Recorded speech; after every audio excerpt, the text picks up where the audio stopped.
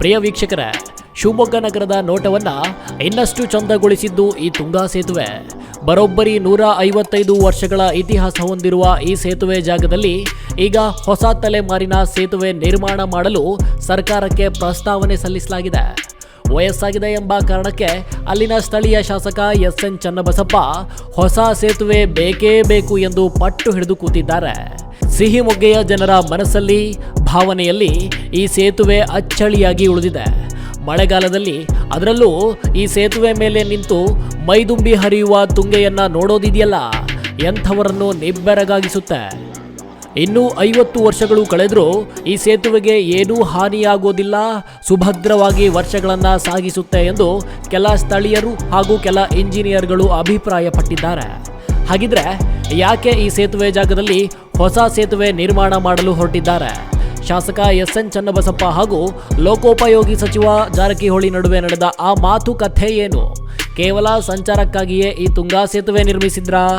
ಈ ಸೇತುವೆ ನಿರ್ಮಾಣ ಮಾಡಲು ಯಾವ ತಂತ್ರಗಾರಿಕೆ ಬಳಸಲಾಗಿತ್ತು? ಮೈಸೂರು ಅರಸರ ಆಸ್ಥಾನದಲ್ಲಿದ್ದ ಬ್ರಿಟಿಷ್ ಕಮಿಷನರ್ ರೂಪಿಸಿದ ಆ ಯೋಜನೆ ಎಂಥದ್ದು ಅನ್ನೋದನ್ನ ತಿಳಿಯೋಣ ಬನ್ನಿ.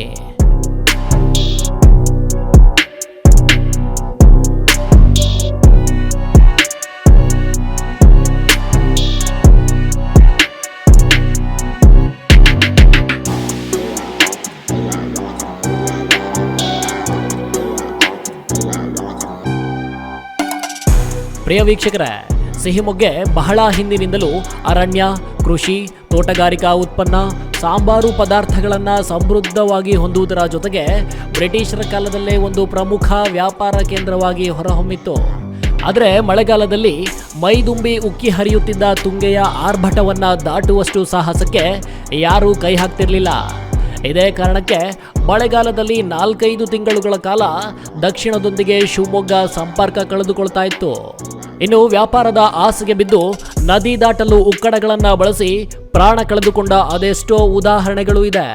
ಆದರೆ ವ್ಯಾಪಾರಕ್ಕೆ ಪ್ರಮುಖ ಕೇಂದ್ರವಾಗಿದ್ದರಿಂದ 1868ರಲ್ಲಿ ಮೈಸೂರು ಅರಸರ ಆಸ್ಥಾನದಲ್ಲಿದ್ದ ಬ್ರಿಟಿಷ್ ಕಮಿಷನರ್ ಜೆ.ಡಿ. ಗೋರ್ಡನ್ ತುಂಗಾ ಸೇತುವೆ ನಿರ್ಮಾಣಕ್ಕೆ ಹೊಸ ಯೋಜನೆ ರೂಪಿಸಿದ್ರು ನೋಡಿ. ಇಲ್ಲಿಂದ ಶುರುವಾಯಿತು ಶಿವಮೊಗ್ಗದ ನವಯುಗ. ಇಲ್ಲಿ ಈ ಸೇತುವೆ ನಿರ್ಮಾಣದ ಜವಾಬ್ದಾರಿ ವಹಿಸಿದ್ದು ಕರ್ನಲ್ ಸ್ಟೋಕ್ಸ್ ಎಂಬ ಬ್ರಿಟಿಷ್ ಅಧಿಕಾರಿ. ಅಂದಿನ ಕಾಲಕ್ಕೆ 1.75 ಲಕ್ಷ ರೂಪಾಯಿ ವೆಚ್ಚದಲ್ಲಿ ಅನುದಾನ ನೀಡಿ ಕಾಮಗಾರಿಗೆ ಗುದ್ದಲಿ ಪೂಜೆ ಮಾಡಿದ್ರು. ಇನ್ನು ಈ ಸೇತುವೆ ದೈತ್ಯವಾಗಿದ್ದು ಬರೋಬ್ಬರಿ 53 ಅಡಿ ಎತ್ತರ, 761 ಅಡಿ ಉದ್ದ, 26 ಅಡಿ ಅಗಲವಿದೆ. ಇನ್ನು ಈ ಸೇತುವೆಗೆ 16 ಕಮಾನುಗಳಿದ್ದು ಪ್ರತಿಯೊಂದು ಕಮಾನಿನ ಅಂತರ 53 ಅಡಿ ಇದೆ. ಅಂದಿನ ಕಾಲದಲ್ಲೇ ಆಗಿನ ಕಾಲದ ಅತ್ಯಾಧುನಿಕ ಆವಿಷ್ಕಾರ ಬಳಸಿ ವ್ಯಾಪಾರಕ್ಕೆ ನಿರ್ಮಿಸಿದ್ರಲ್ಲ, ನಿಜಕ್ಕೂ ಅದಮ್ಯ.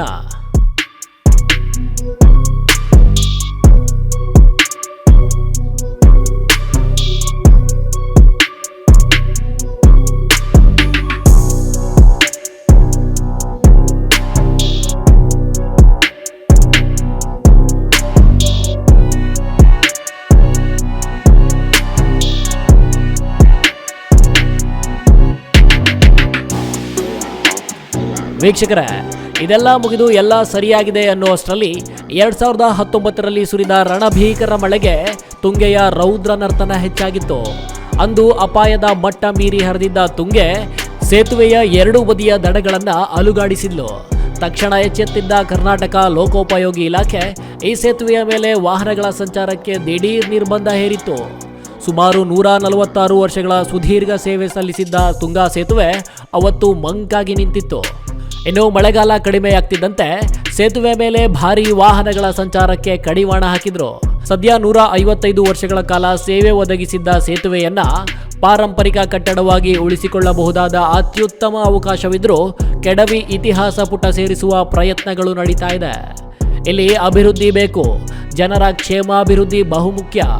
ಆದರೆ ಮಲೆನಾಡಿಗರ ಹೃದಯದಲ್ಲಿ ಅಚ್ಚಳಿಯಾಗಿ ಉಳಿದಿರುವ ಈ ಸೇತುವೆಗೆ ಗುದ್ದಲಿ ಹಾಕೋ ಕೆಲಸ ನಿಜಕ್ಕೂ ಸರಿಯಲ್ಲ. News room Kannada medium 24x7.